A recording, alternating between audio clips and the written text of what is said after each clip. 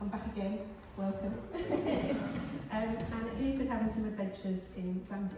So Moses, would you tell us how that came about, how God called you there, and what you saw?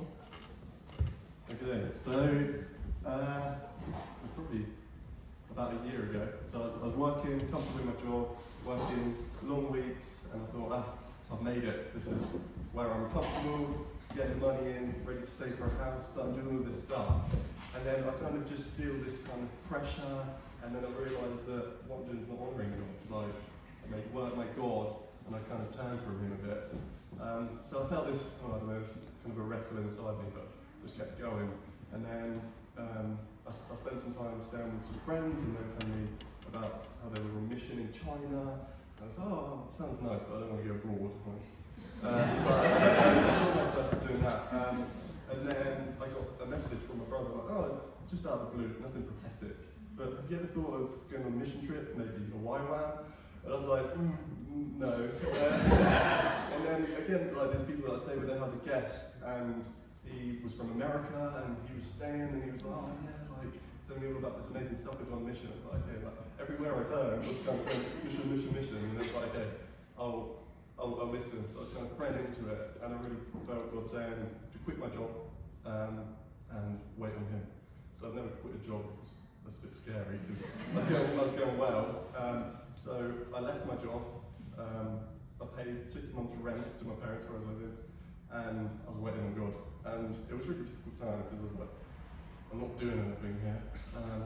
And I was looking around, looking for God to show me like why I quit my job. And it was really testing, just kind of trusting like I've just made a massive mistake here. But I was looking, doors were being closed on me. I was like, I thought that was it, and it wasn't.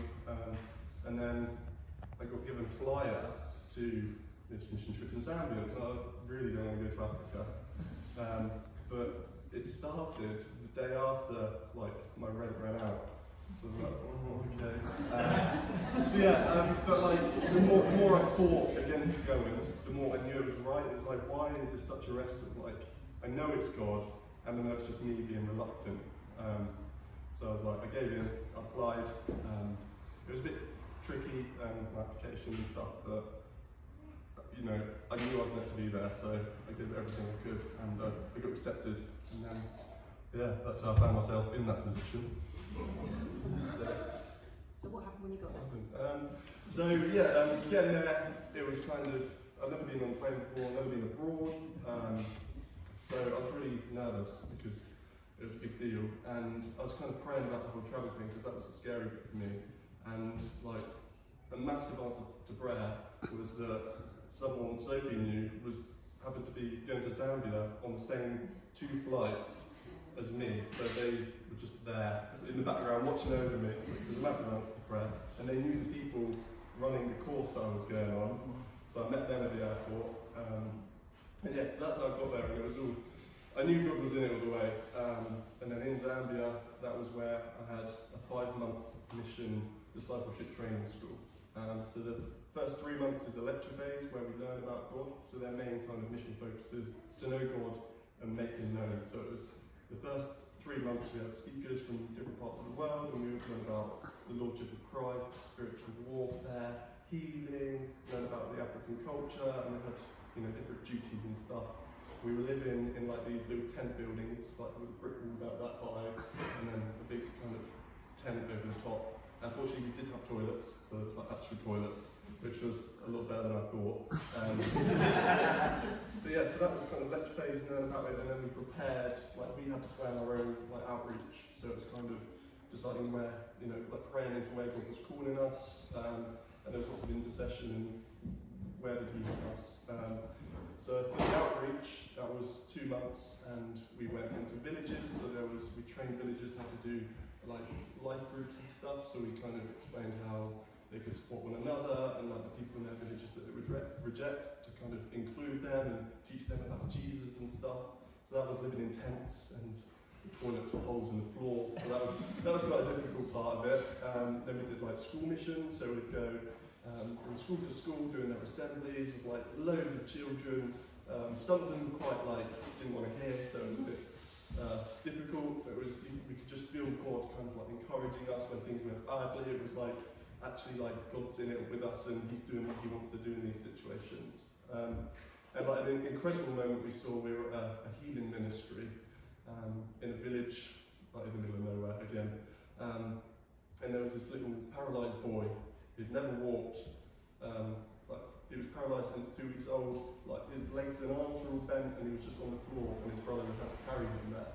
And it was one of those situations where you go in thinking like, I really hope God's going to do something, because we've kind of come here like, oh, we've been introduced as missionaries, like some of them for England, and you know they're going to heal you all. It's like it's not us.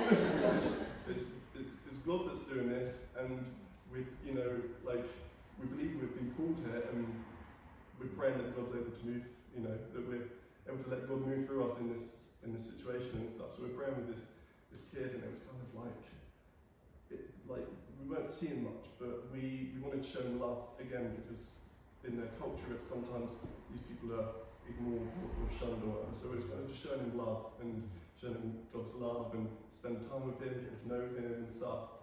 But I felt kind of God saying like everyone on the team needs to pray for him at least once. So it's kind of, I didn't really, because we were all over the place praying for different people, and like it was a bit, I didn't get to stop everyone. So, but as we were praying, I'd see like each member of the team kind of go and spend a bit of time with this kid. And the last person that he received prayer from said, "Can you stand up?" And this little boy kind of tried to stand up, so he took his hand and he rose to his feet on his legs. And then he just a few steps back and he's like, "Can you walk to me?" And this kid started walking, and it was just so incredible to see, because it's like, I've always heard, oh yeah, this person got healed in Africa, and I've never seen it firsthand. And like, that was just one of many situations, and it's like, you can just feel the presence of God, and there's like this thickness in the atmosphere, and you just know it's Him, and it's just so incredible, because I went from just working and thinking that was my life to kind of, in a country I've never dreamed of, meeting people, seeing God moving in so many ways. And I just want to encourage anyone, like, I didn't think I had it in me, and I didn't. It was just God moved completely through me and took me on this incredible adventure. Like, I saw so many lives touched, so many people like experiencing Jesus' love, and it was just so incredible for me. And I can share that with people, and I've got so many testimonies to share of God's goodness, and it's just like, it's put like a new fire in me. So I definitely, you know, wrestle of, is that God? Should I follow Him? Pray about it and follow Him.